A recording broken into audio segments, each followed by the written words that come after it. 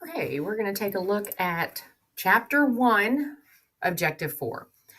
Chapter 1, Objective 4 for AP1 deals with the requirements for human survival. So if you went back and took a look at Objective 2, where we talked about, what do you have to have in order to be considered a living thing? This is, now that we've identified you as being alive, what do you have to stay that way? So that's what this objective is about.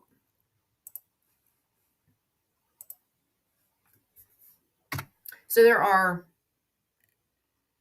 I'm not sure what just happened.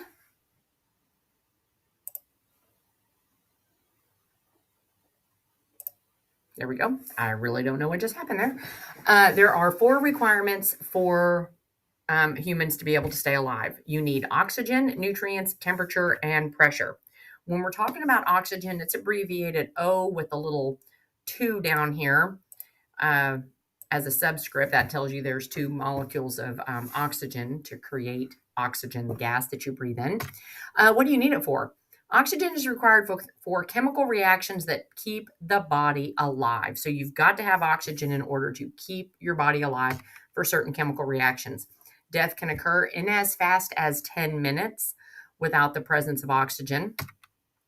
Oxygen is required in order for the body to produce energy. Now, one thing we have not discussed yet is this energy right here that's at the end of this chemical reaction. This energy is called ATP. It stands for adenosine triphosphate. A for adenosine, T for tri, P for phosphate, adenosine triphosphate. And anytime we talk about energy that the cells need in your body, this is the energy we're talking about. So sure, you eat food to make energy, but what you're doing is you're taking that food that you eat and converting it into energy for the cell, ATP. And this process of taking food energy, C6H12O6, and turning it into cellular energy, ATP, is known as cellular respiration. Okay, so C6H12O6 is food. Then you take that food, combine it with your oxygen that you breathe in, and at the cellular level, this special organelle called a mitochondria takes the food and the oxygen and creates an ATP molecule out of that and gives off some waste, such as carbon dioxide, which is what you exhale, as well as some water. So I went into this a little bit more in detail because we are going to be going over this, but this is just one example of how your body takes oxygen in a chemical reaction in order to help keep you alive. Now, what is this pie chart down here referring to? The pie chart down here is everything in blue is nitrogen gas. So what you're breathing in on a normal basis at sea level and stuff is about 77% nitrogen gas. Only 21% of it, or thereabouts, what's in green right here, is actually the oxygen gas. I should put a little 2 over here for nitrogen. Is actually the oxygen gas that you're breathing in. So normal air that you breathe in is only 21% oxygen. The majority of it is nitrogen that your body does not really do anything with. So, what is another name for minerals? Folks, I want to let you know that when we're talking about minerals, we're really talking about elements on the periodic table. So, when we refer to oxygen as an element, I could also say oxygen is a mineral. What are some examples of some minerals? Well, pick any one of the elements that you find on the periodic table: oxygen, carbon, hydrogen, nitrogen, sulfur, magnesium, potassium, any of those. They're all considered minerals. So chemists use the word elements, biologists use the word minerals. It means the same thing. So I don't want you to get tripped up. If you see a question on the test that says something about minerals, you're like, oh, wait, that's just elements on the periodic table. Nutrients. This is another thing that you must have in order to stay alive. You've got to have nutrition. So when we talk about nutrition, this is a pretty broad category, actually. You can take a whole semester on just nutrition. What are we talking about? Nutrients, by definition, are substances found in the food and the drink that you consume, and they are essential for human survival. You cannot survive without them. So there are 6 nutrients that we're going to take a look at. The first one is water. Obviously, you've got to have water. Your chemical reactions that take place in a watery environment. Actually, 70% of the person's body mass is water. And I've given you the water molecule sitting over here. So we've got 2 hydrogens and 1 oxygen. So that is H2O. That's where that comes from. Water helps regulate body temperature. It cushions organs, protects, lubricates joints. So it not only is involved in chemical reactions, it has many, many other functions in the body as well. And the fact that it is a macronutrient is just letting you know you need this in large quantities. So you don't need a little bit of water, you need a lot of water daily in order to meet your needs. Carbohydrates is another type of nutrient. This specific nutrient is directly involved in making ATP, that adenosine triphosphate, that cellular energy that we talked about earlier. Remember, we said C6H12O6 was food? Guess what? That's the formula for basic sugar, which is a carbohydrate. You also need this in large quantities. That's why it's called a macronutrient.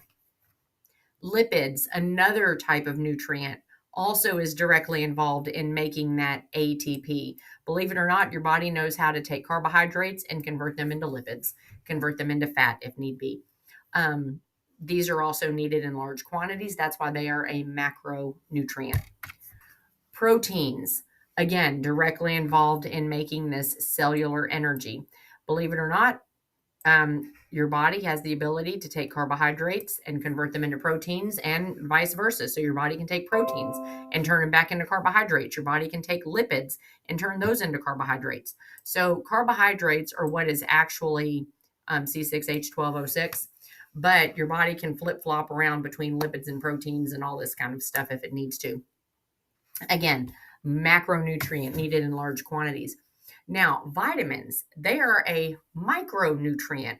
This means you need them in small quantities, so not in the same amounts that you would need a carbohydrate, lipid, or protein. Vitamins aid in chemical reactions. These would be things like vitamin A, vitamin B, vitamin D, vitamin C. You've probably heard of some of those vitamins. They just help chemical reactions take place. They're just kind of helper guys.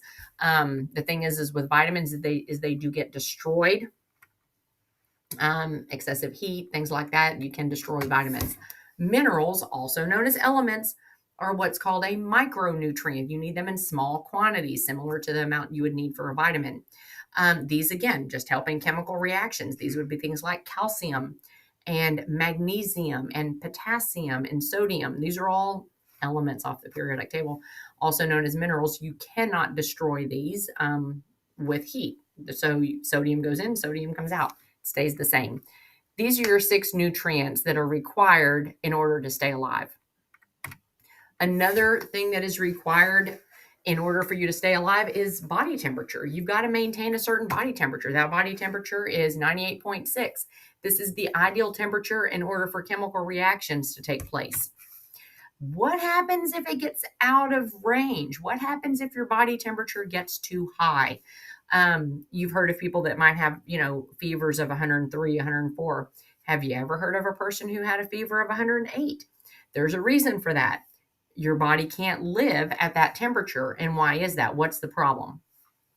When a body temperature gets too high or too low, around this set point right here, this 98.6 degrees Fahrenheit, certain types of proteins. Now, your body has many types of proteins. There's a category of proteins called enzymes. Now, these enzymes are very delicate. They like a certain environment in which to do their thing, so to speak. And if the temperature gets too far outside that range, 98.6, those enzymes will no longer be able to function and do their job. They're just going to quit working. When enzymes lose their shape, it's called denature. This is where they become non-functional. And if these enzymes are helping with chemical reactions in the body, and they no longer able to function, that means your chemical reactions aren't taking place, which means the body will eventually die. So you have right here an example of an enzyme. It's got an active site. When that enzyme, you can see it's made up of 3 different kinds of proteins, a blue one, a green one, and a pink one. When that falls apart, when it loses its shape, that active site is no longer visible because, again, the whole molecule has just fell apart. Now you would think, oh, well, we'll just put the body temperature back to normal again. We'll just bring it back to 98.6. The enzyme will reform and everything's great. Once an enzyme has been denatured, it stays denatured. So you would need new enzymes in order to do the job. How do you make new enzymes? You need enzymes to make new enzymes. So again, it becomes a process that just kind of absolutely falls apart when the body temperature gets too high. So this is just another example of denaturing. So you've got your enzyme represented in blue here. You've got those active sites, okay? And what happens is this substrate, this chemical, fits into that active site. Sorry about all those stray lines there. And it fits very nicely into that active site. Now, when the body temperature changes, when you change the temperature of the environment, what happens is that enzyme loses its shape. So it no longer fits in to that specific chemical. So that substrate, that chemical, can no longer fit into that enzyme and can't change into another substance. So, undergo a chemical reaction. And this was just a little funny, showing you that not only does temperature change the shape of enzymes and cause them to be denatured, pH also affects enzymes. And if the pH level becomes either too acidic or too basic, it could also affect enzymes and cause them to denature and not work correctly. The last thing that you need in order to stay alive is pressure, atmospheric pressure. Pressure, by definition, is a force exerted by a substance that is in contact with another substance. So anytime you get two substances together, there's a pressure that's exerted there. Atmospheric pressure is what we're really talking about in terms of staying alive. And that is the weight of the air pushing down on top of you at sea level. And there's a certain weight, and you don't recognize it, but it's there. Air has mass, like we are going to talk about in the next chapter. It weighs something. So the amount of air and its weight pushing down on you at sea level keeps everything working correctly. So you can see the Earth here in the picture, and you can see the arrows, which are representing the gas, the atmosphere, the air that we're breathing, pushing down on the surface of the Earth. So it keeps gases such as nitrogen, which, remember, as we're breathing in, there's about 77% of what we breathe in is in nitrogen form, only 21 in oxygen. So what happens with this nitrogen? Nitrogen is the problem when your atmospheric pressure changes and you're no longer on the surface of the Earth. Nitrogen is dissolved in your body fluids and is responsible for allowing you to inhale and exhale. Now, if you change the pressure, you're changing nitrogen and either having it have too much pressure or too little pressure. This is what is referred to as the bends. In other words, when scuba divers experience high pressure, when they go under the ocean surface, they go more towards the bottom. And you can tell when you go into a swimming pool and you go to the bottom of the swimming pool, you can feel the pressure of the water on top of you. Well, that is taking that nitrogen gas and liquefying it basically and putting it into your bloodstream. And then when you emerge, when you come back up, it takes that liquid nitrogen that's now inside of your blood vessels and causing it to turn back into a gas again. And that bubbling, kind of boiling that's going on there, those bubbles can get trapped and prevent the flow of blood to certain, areas of the body and things like that. So again, pressure is important. So if you go too far under the surface of the ocean and go internally into the earth, too much pressure, it'll kill you. And then also too little pressure as well can create the same problem. Okay. So two different kinds of questions here based on what we just talked about. With this objective to maintain life, all organisms depend on. So which of these four do all organisms depend on? They depend on oxygen to maintain life. Now, in order to be considered a living thing, that would be growth, right? But we're not saying we need to figure out if you're alive or not. We're saying in order to stay alive, what do you have to have? You have to have oxygen, which is transported in the blood, but you don't have to have the blood, right? It's really the oxygen that you have to have in there. Okay, so be careful. That was kind of a tricky question.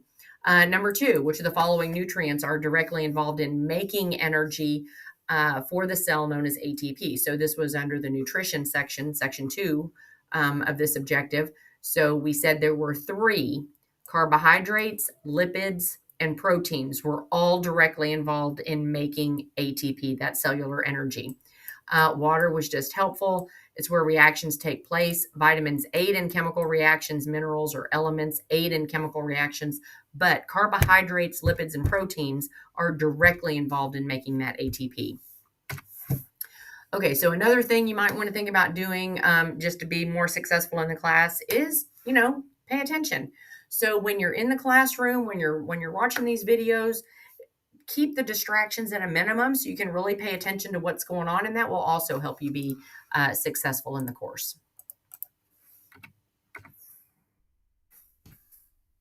And we will discuss homeostasis in the next section.